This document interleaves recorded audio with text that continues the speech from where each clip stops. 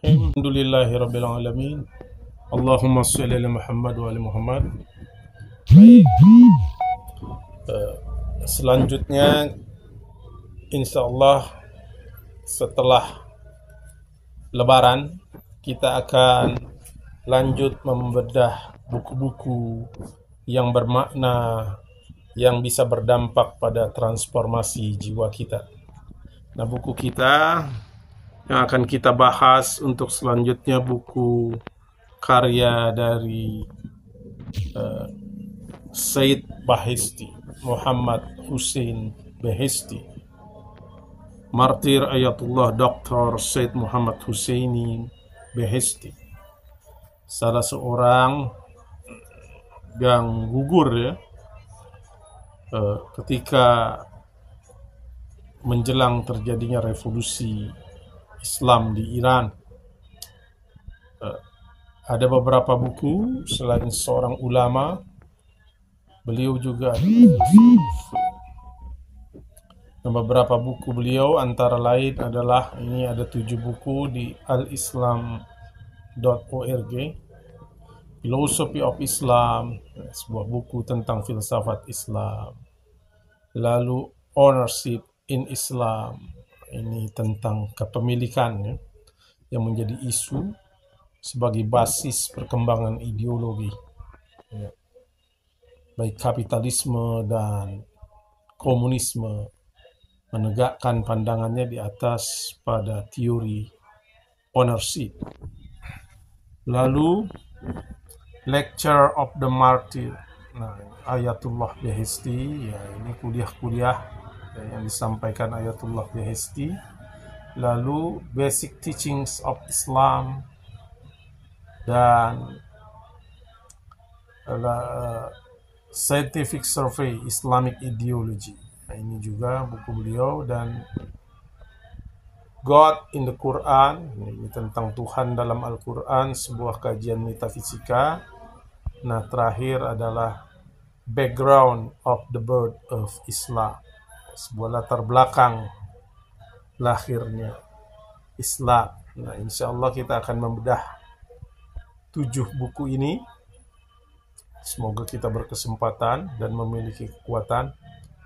Nah, buku yang akan kita bedah pertama adalah buku The Background of the Islamic, The Background of the Islamic, The Background of the Birth Islamic ya. Itu adalah buku yang diterjemahkan oleh Dr. Alidin Fazargadi ya. Buat Anda bisa memperolehnya gratis di alislam.org. Nah, mengapa buku ini menarik? Karena ini teks ini mengeksplorasi ya situasi kebudayaan Arab ya, dari sisi sosial politik sebelum kemunculan Islam. Nah, penulis ini menyediakan analisa yang detail ya, keagamaan yang detail, dan juga praktek kebudayaan pada masyarakat Arab sebelum Islam, dan juga menggarisbawahi risalah Nabi SAW tentang tauhid dan social justice ya, pada konteks masyarakat Arab itu. Nah, buku ini juga menggali sejarah Islam awal dan tantangannya yang dihadapi Nabi SAW dan para sahabatnya dalam mendakwahkan risalah Islamiyah. Nah, buku ini kalau kita lihat terdiri dari beberapa bab, pendahuluan, lalu metode, dimulai dengan yang cocok untuk melakukan sebuah penelitian teologi. Itu di buku ini memiliki landasan ilmiah yang kuat. Lalu yang pertama adalah kelahiran Islam. birthplace of Islam. Jadi membahas tentang mendeskripsikan secara singkat natur dan kultur masyarakat Arab ya pada masa itu, baik dari sisi budaya, ekonomi, pemerintahan ya, pada masyarakat pagan pada masa itu, juga tentang peran orang-orang Yahudi dan Kristen, menjelaskan tentang Yahudi dalam masyarakat Arab pada masa itu, juga Kristiani, dan tentu adalah menjelaskan tentang suku Quraisy. Nah, yang kedua adalah Iran before Islam. Nah, pada bab ini akan dibahas tentang Iran kuno, situasi geografilnya, peradabannya, pembagian sosial dan struktur kelas pada masyarakat Iran sebelum Islam. Lalu juga tentu pada periode Sasanid. Lalu tentang supremasi kekuasaan agama dan politik pada masa itu, yang tentu adalah Zoroaster sebagai agama resmi negara,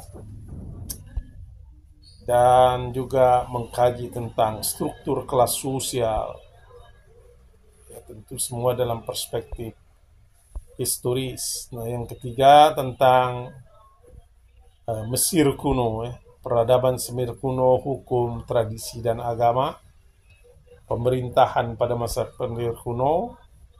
Dan bagian keempat adalah Abyssinia. Abyssinia kita tahu adalah tempat ketika Nabi memerintahkan hijrah yang pertama, Ja'far bin Abu Thalib. Ya, kalau sekarang Ethiopia ini akan dibahas kondisi umumnya sebelum kelahiran Islam, dan juga kisah tentang Abraha ya, yang diabadikan dalam Al-Quran dalam surat Al-Fil. Alam tara kaifa fa'ala rabbuka bi ashabil fil. Ayat itu ya. Lalu juga dijelaskan tentang hijrah ya, pertama Nabi ke beberapa ya, dari pengikut Nabi ke Abyssinia. Lalu yang terakhir, yang kelima, mengapa Rasulullah SAW itu memperoleh sukses? Faktor-faktor apa yang melatar ke belakang kesuksesan Nabi SAW? Nah, ini sebagai kesimpulannya. Nah, faktor-faktor apa ya dari gerakan dakwah Nabi itu sehingga memperoleh sukses. Nah, itulah buku kita yang akan kita bahas nanti setelah bulan Ramadan, selamat menuntaskan ibadah puasa dan mengeluarkan zakat untuk membersihkan harta dan jiwa kita. Juga selamat Lebaran. Ya. Wassalamualaikum warahmatullahi wabarakatuh.